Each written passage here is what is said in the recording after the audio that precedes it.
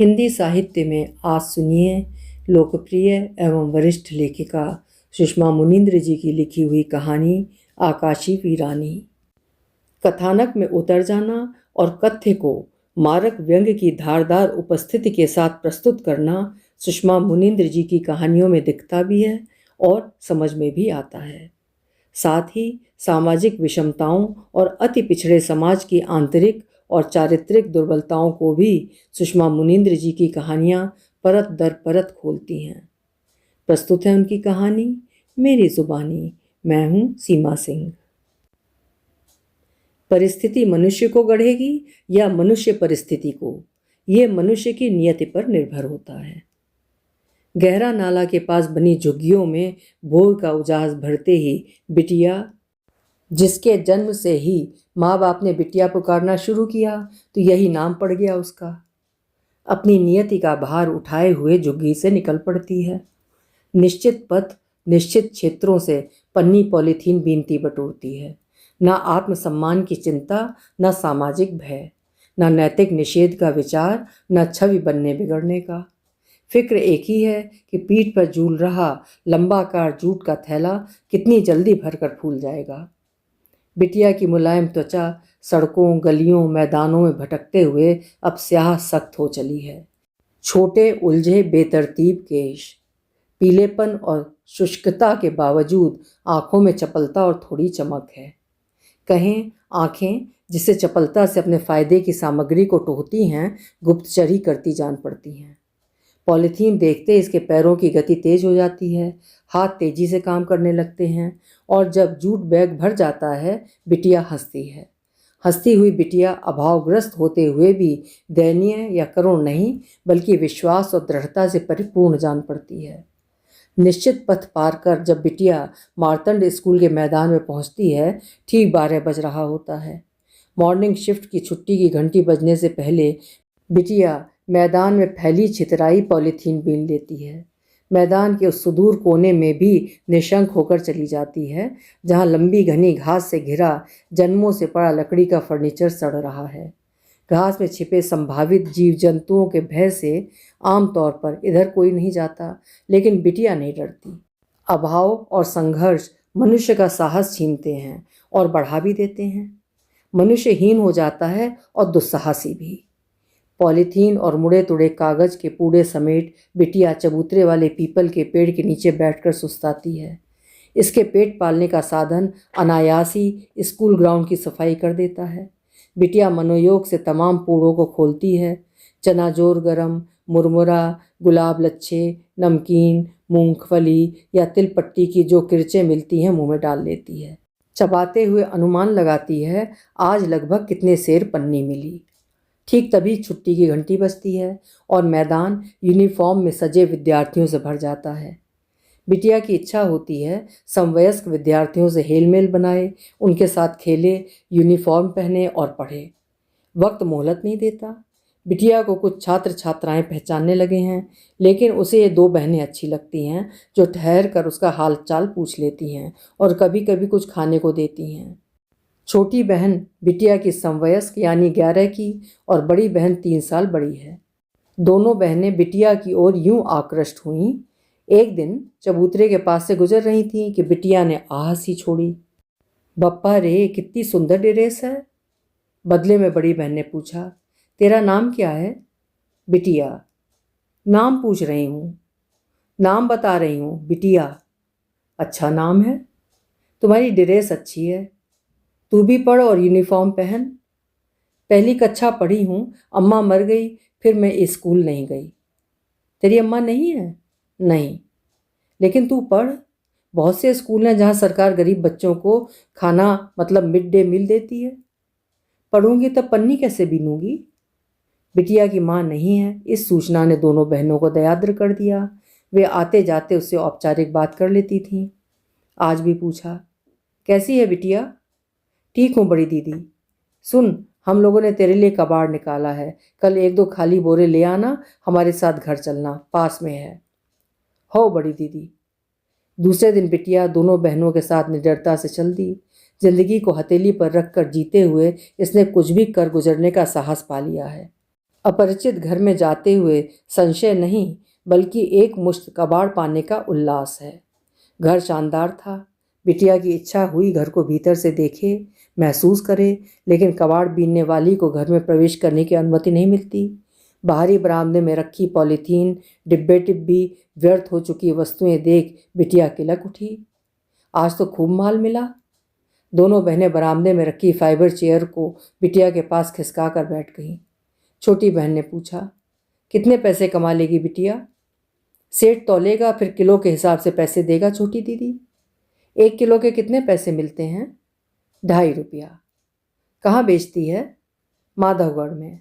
माधवगढ़ वाला सेठ काली पन्नी भी ले लेता है, यहाँ सतना वाले सेठ काली पन्नी नहीं लेते। माधवगढ़ तो 10 किलोमीटर दूर है, उतनी दूर कैसे जाती है? किसी भी डाला मतलब ट्रक में बैठकर चली जाती हूँ बड़ी दीदी। रोज जाती है? हफ्ता में 1 बार। पूछो तो शनिचर मतलब शनिवार को। अकेले जाती है? अकेले, कभी मौसी के साथ। तेरी मौसी यहीं रहती है?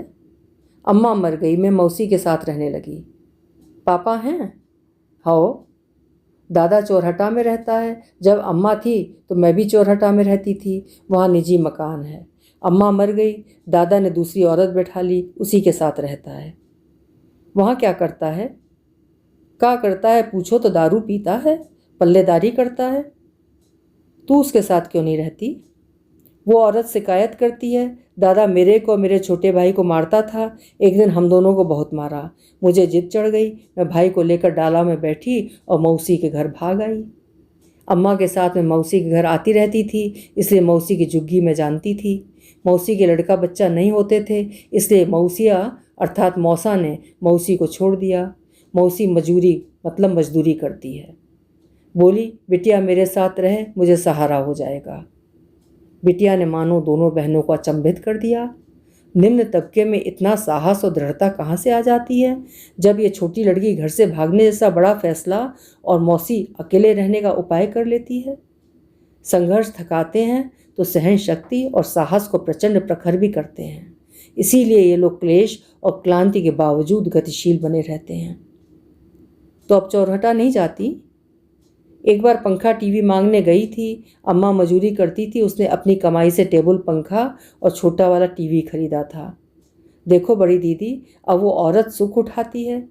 मौसी बोली, तेरी अम्मा की कमाई का सामान तेरा है, जा ले आ। मैं गई तो दादा ने बहुत मारा। बोला, भागी थी तो अब कब्जा जमाने काहे आई? तब से मैं चौरहटा नहीं जाती। तेरा भाई भी कबाड़ बीनता है? उसे मेरी मझली बहन अपने घर ले गई, वहाँ पढ़ता है। अम्मा मेरी दोनों बड़ी बहनी की शादी कर गई थी। बड़ी बहनी मजदूरी करती है, मझली बहनी की ससुराल संपन्न है। जीजा समोसा कचौड़ी की दुकान करता है, दुकान खूब चलती है। जीजा मेरे को कहता है यहीं आकर रह, काम में हाथ बटा। मैं नहीं जाती, मौसी अकेले हो जाएगी। छोटी दीदी मेरे भाई की ज़िंदगी सुधर जाए बस। बिटिया चेहरे के भाव बदलने में दक्ष है। उसके चेहरे में बड़प्पन के भाव भर गए, मानो पूरे परिवार का योग क्षेम इसे ही देखना है। भाई की जिंदगी सुधर जाएगी और तू क्या इसी तरह पन्नी बेचती रहेगी? बड़ी दीदी मेरे कर्म खराब हैं। अम्मा होती तो मेरी चिंता करती, कहो 2-4 साल में मेरी शादी हो जाती। विवाह जैसी रोमांचक ख्याल से बिटिया लजा कर हंसने लगी। उसकी भाव दशा देखकर दोनों बहनों ने आपस में एक दूसरे को देखा कि इसकी भी कल्पनाएं, आकांक्षाएं और सपने हैं। सोचती है कभी जरूर पूरे होंगे। अम्मा नहीं है तो तेरी शादी दादा करेगा? मैं उसके पास नहीं जाती। वो भी नहीं आता है क्या? वो पट्ठा आता रहता है, मौसी को देखकर उसकी लार टपकती है।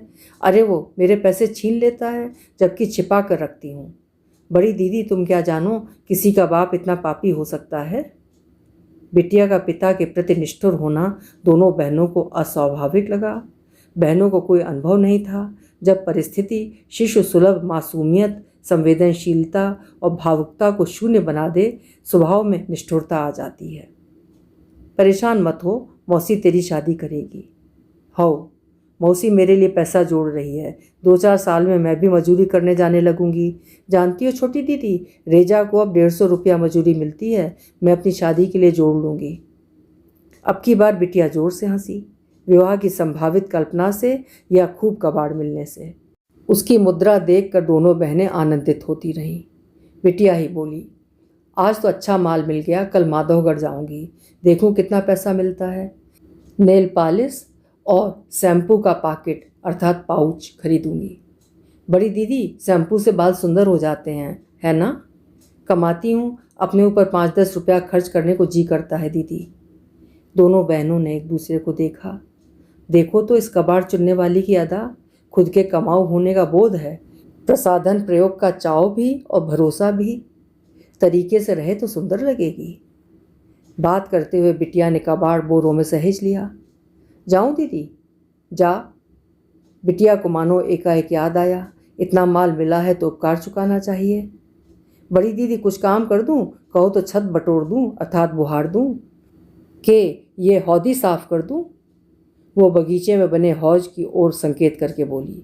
हौज सचमुच गंदी थी, लेकिन साफ किया जाना टलता रहा था। मम्मी से पूछती हूँ। छोटी बहन माँ को बुला लाई। माँ ने बिटिया से शुष्क लहजे में बात की। बहुत हो गया, अब जा, और तुम दोनों चलो भीतर, कपड़े चेंज करो। बिटिया के जाने के उपरांत भी माँ शांत नहीं हुई। मैं सब सुन रही थी। लड़की का इतिहास जानने की क्या ज़रूरत है? मुझे लड़की धूर्त लग रही थी। साफ करने के बहाने छत का रास्ता देखती, फिर बाप को भेद बताती, किसी दिन वो चोरी करने आ जाता। मम्मी, उसका बाप यहाँ नहीं रहता। बड़ी बहन ने बिटिया का बचाव किया। उसने कहानी बताई और तुम दोनों को करुणा हो गई। सुनो, ये लोग ढोंगी होते हैं, सच कम झूठ अधिक बोलते हैं। अभी किसी दिन मैंने अखबार में पढ़ा, 2 कंजर महिलाएं पतेरी कॉलोनी में बाल काले करने की जड़ी बूटी बेच रही थीं। एक महिला ने उन्हें बुलाया। कंजर महिलाओं ने कुछ सुंघा दिया। जड़ी बूटी खरीदने वाली महिला बेहोश हो गई। बेहोश महिला के देह का गहना उतार कर कंजर महिलाएं रफा दफा हो गईं। अब इस लड़की को नहीं बुलाना। माँ ने दोनों बहनों को भयभीत कर दिया, जबकि बिटिया ने उनसे आत्मीयता बढ़ा ली। दोनों चबूतरे के पास से गुजरती और बिटिया उन्हें पुकार लेती। दीदी, कबाड़ जमा हो जाए तो मेरे को बताना, देखते हैं, कहकर दोनों बहनें विरक्ति का प्रदर्शन कर आगे बढ़ जाती। आज लड़कियों ने देखा, बिटिया सिकुड़ कर चबूतरे में सोई हुई है, थैला खाली है, लगता है आज कुछ नहीं मिला। माँ ने भयभीत कर दिया है, लेकिन दोनों बहनों की सहानुभूति अपनी जगह है। चलो दीदी, पूछते हैं। छोटी बहन बड़ी को खींच ले गई। बड़ी बहन ने पुकारा, बिटिया। हाँ बड़ी दीदी। बिटिया ने आंखें खोलीं, लेकिन उठी नहीं। चपल आंखें उदासी और दर्द से बोझिल हो रही थीं। आज पन्नी नहीं मिली? बिटिया बैठ गई। बड़ी दीदी, पूरी देह पिरा रही है, कल दादा ने बहुत मारा। क्यों? दारू पीने के लिए पैसे मांगे, मैंने नहीं दिए तो इतना मारा। मौसी ने नहीं बचाया? मौसी ढलाई मतलब मकान की छत की ढलाई में 2 दिन से बेला गई है। अम्मा ना मरती, दादा मर जाता तो ठीक होता। किसी दिन मारूंगी पत्थरा तो पटा जाएगा, अर्थात किसी दिन मारूंगी पत्थर तो मर जाएगा। बिटिया की बोझिल आंखें क्रोध और उत्तेजना में एकाएक इस तरह फैल गईं कि वो जिद्दी सी दिखाई दे रही थी। पिता के लिए इतनी कठोर मंशा? लड़कियां असमंजस में। वे नहीं जानती थीं गहरा नाला के पास झुग्गियों में पनपने वाली एक अलग दुनिया है। इस दुनिया के लोग अपनी दैनिक उलझनों में इतना उलझे रहते हैं कि सौजन्यता, शिष्टता, शालीनता का अर्थ नहीं जानते। संघर्ष इन्हें निष्ठुर बना देते हैं और निष्ठुरता इनकी नसों में ताकत भरती है। इसी ताकत के बल पर ये लोग जीते मरते हैं। बड़ी बहन ने खेद प्रकट किया। कैसा है रे तेरा बाप? एकदम पापी। पास पड़ोस वाले उसे नहीं समझाते? नहीं, वे सब दादा की तरह मारपीट छीना झपटी करते रहते हैं। छोटी दीदी, आज मैं घर नहीं जाऊंगी, तुम्हारे साथ चलूंगी, बगीचे में कहीं पड़ी रहूंगी, सुबह चली जाऊंगी। दोनों बहनों ने एक दूसरे को देखा। माँ ठीक कहती है, बिटिया घुसपैठ करना चाहती है। नहीं, मम्मी नाराज होती है। आज भर नहीं। लड़कियां तेज गति से भाग छूटीं। अब बिटिया से प्रयोजन नहीं रखना है, ये सहानुभूति के योग्य नहीं है। वृत्तांत सुनकर माँ ने दहशत फैला दी। लड़की ढोंग करती है या नहीं करती है? यदि शराब पीकर इसका दादा इसे ढूंढता हुआ हमारे घर आ जाए, दंगा करे तो समस्या होगी। लड़कियों को घर मत लाना। स्कूल जाते हुए दोनों बहनें दहशत में थीं और ग्लानि में। प्यार से बताया जा सकता था उसे घर क्यों नहीं ले जा सकेंगी। अब उससे नज़रें मिलाना मुश्किल होगा। बिटिया को चबूतरे पर न देख दोनों बहनों ने आराम पाया। बला टली। आज भी पीछे पड़ती तो अड़चन हो जाती। बिटिया अगले दिन भी नहीं आई, फिर आई ही नहीं। दोनों बहनों को अभाव सा महसूस हुआ। चबूतरे पर बिटिया की उपस्थिति की आदत हो गई थी। क्या हमने उसका भरोसा तोड़ा है? वो बुरा मान गई या दादा ने फिर मारा और वो बीमार हो? लड़कियां नहीं जान पाई बिटिया क्यों नहीं आती। जान पाती यदि बिटिया जैसे नामालूम से लोग किसी अखबार की इबारत या किसी चैनल की खबर बनते। टीवी चैनलों की रुचि इस ओर है कि कौन टीवी कलाकार किसके साथ 6 माह से बलात्कार कर रहा था, जबकि बलात्कार 6 माह तक नहीं होता।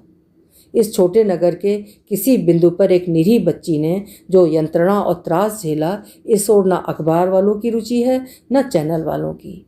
होती तो जानने की चेष्टा जरूर करते कि बिटिया की जीवन प्रणाली, भाव अनुभव, आरोप अभियोग क्या थे। इन लोगों की स्थिति और सुधार से न मीडिया को प्रयोजन है, न पुलिस को, न प्रशासन को, न जनसाधारण को।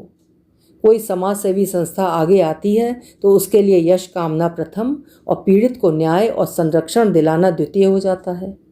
पीड़ितों के लिए प्रार्थना करना सरल है, प्रश्रय देना कठिन। यदि बिटिया खबर बनती तो लड़कियां जरूर जान लेती। जिस दिन बिटिया उनसे प्रश्रय मांग रही थी, उस रात और अगली रात नशे में धुत दादा मौसी और बिटिया में फर्क ना कर सका, क्योंकि वो मौसी से संपर्क बनाने महापखवाड़े आता ही रहता था। दादा की अनैतिक चेष्टा से बचती हुई बिटिया झुग्गी की गोबर लीपी भूमि पर इधर उधर घिसटती रही। इसी उपक्रम में कोने में बिछी सिल के ऊपर रखा बट्टा उसके हाथ लग गया। बट्टे के ठंडे स्पर्श ने उसकी नसों में चंडी का बल भर दिया।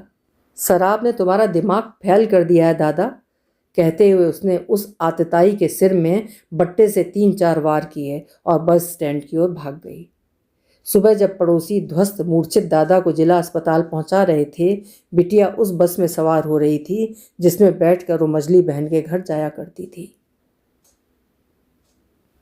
अभी आप सुन रहे थे वरिष्ठ कथाकार सुषमा मुनींद्र जी की लिखी हुई कहानी आकाशी वीरानी, जो कहानी कम यथार्थ ज़्यादा है। आशा है आपको पसंद आई होगी।